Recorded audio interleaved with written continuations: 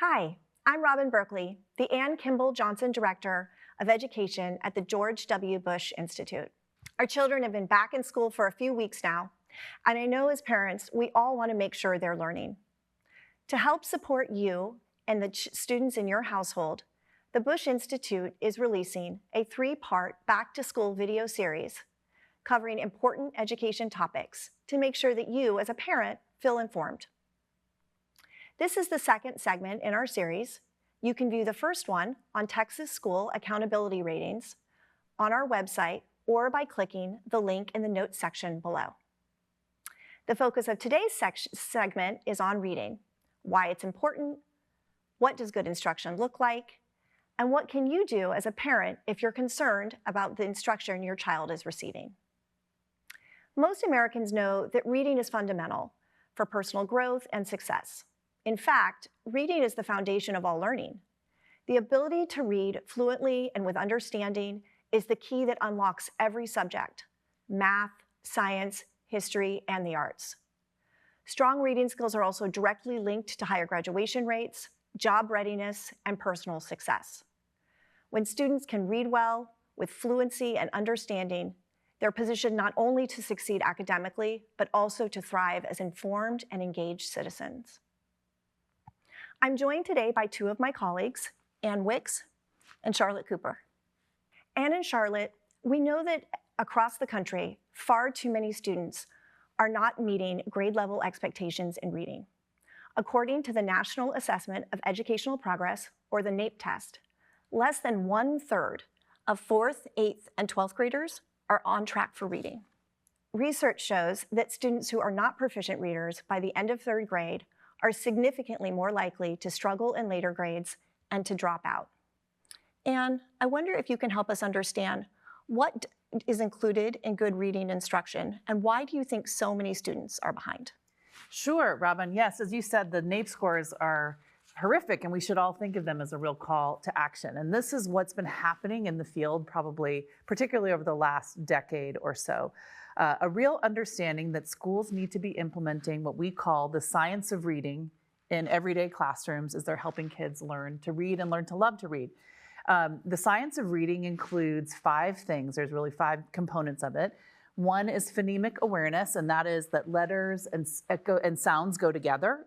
So if you think about the letter C, it makes certain sounds, or SH together makes certain sounds. And then phonics is the idea that you can put all those words or letters and sounds together to sound out words. The next, we think about vocabulary, which is that a student is able to learn and recognize and read more and more words all the time.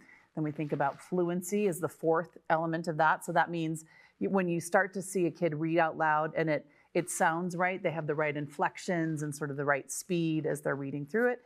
And then the 5th one is comprehension. We call that the Holy Grail, which means then you're able to sit and read a text or a book, and the student is able to understand what it means, what's in it, make some assumptions about it, make connections between different connects. That's the Holy Grail that we're aiming for, is to have students have comprehension. And unfortunately, we've had too many schools and too many districts adopt or work on something called balanced literacy, which does not include and does not focus on those 5 elements of really learning how the English language works. Balanced literacy was kind of led by a misguided notion that if you give kids like a cozy corner to read and lots of books that might be interesting to them, that they would just sort of pick it up naturally. Some kids do, but many, many, many kids don't, and they really need to learn the explicit rules of language and how our language works, and that unlocks everything you were talking about, their ability to do math, science, history. Everything opens to them when they have those foundational skills. And we're glad because we've seen so many states really come to an awareness of this, largely based on and inspired by the incredible success that the state of Mississippi had, spending a good decade really ensuring that every classroom, every kid was getting the right research-based reading instruction, and they saw significant gains in their student outcomes. And that caught the attention, of course, of everyone around the country. What were they doing? What did we know about how to teach reading, and what was actually happening for kids? And we're really enthused by the changes we're starting to see around the country, but it's continued work. We're not there yet. We need to make sure that every teacher really understands this, understands the right way to teach reading, and they're supported in doing that by their principal in the district. They have the right instructional materials, they have the right coaching, all the kinds of things to make sure on a Tuesday afternoon, they're following the principles of the science of reading in their classroom instruction. So it sounds like we need a lot of people all pointed in the right direction, not the least Exactly. of which is the teacher. And Charlotte, as a former teacher of 10 years, can you explain a little bit about what good reading instruction looks like? Absolutely. So I think what's important to remember is that reading is not something that children are born knowing how to do.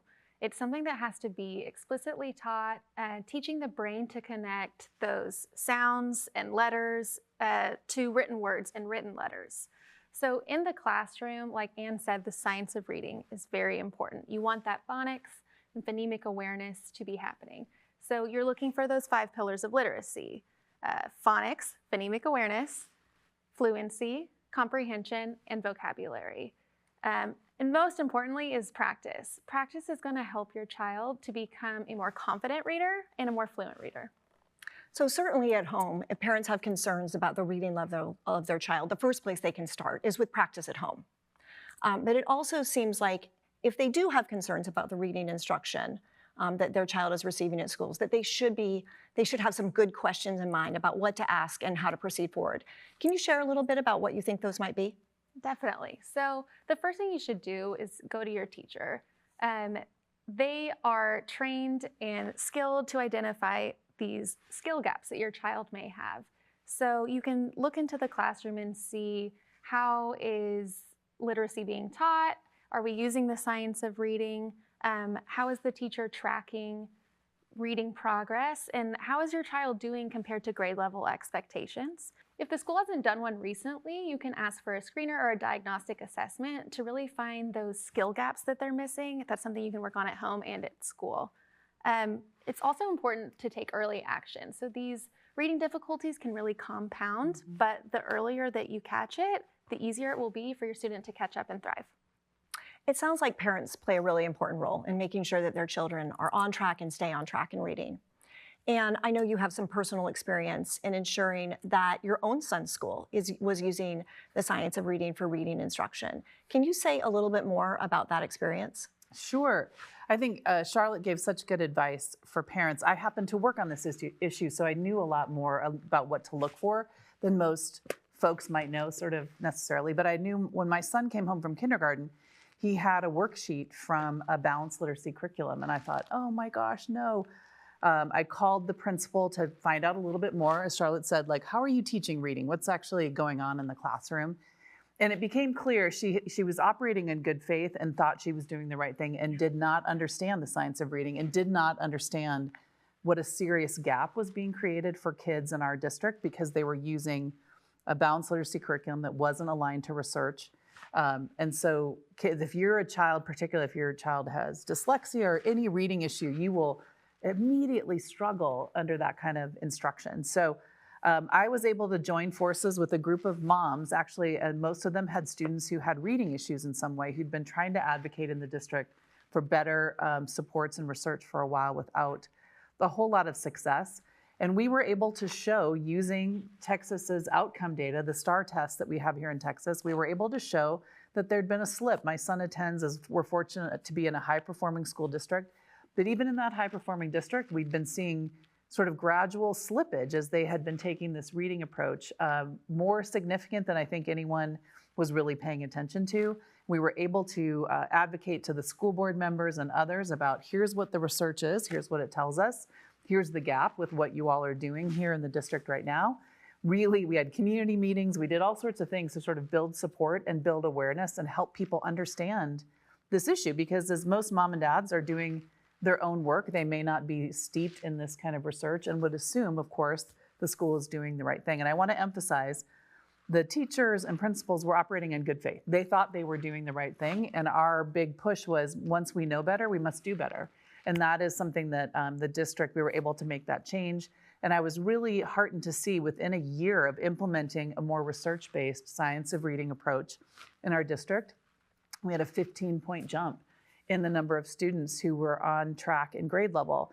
Our district already was well above the state average in kids who were on track. And so I think people were kind of happy with that success and didn't realize how many kids were being left behind because they weren't getting the kind of instruction they needed, and how quickly kids can thrive and learn when they're taught in a way that really gives them agency and helps them understand the language, as Charlotte was saying.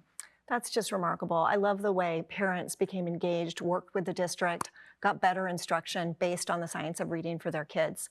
And I think what's so remarkable is it used the resources that are provided to you by the state that every parent has access to on the TEA website, looking at outcome data. And behind those outcome data are children. Thank you for that. This will bring our segment to a close. We look forward to seeing you again in a few weeks, where we'll unpack the changes to Texas's annual STAR assessment. In the meantime, if you have any questions, please feel free to post them in the comments, and we hope to see you again soon. Thanks for joining us.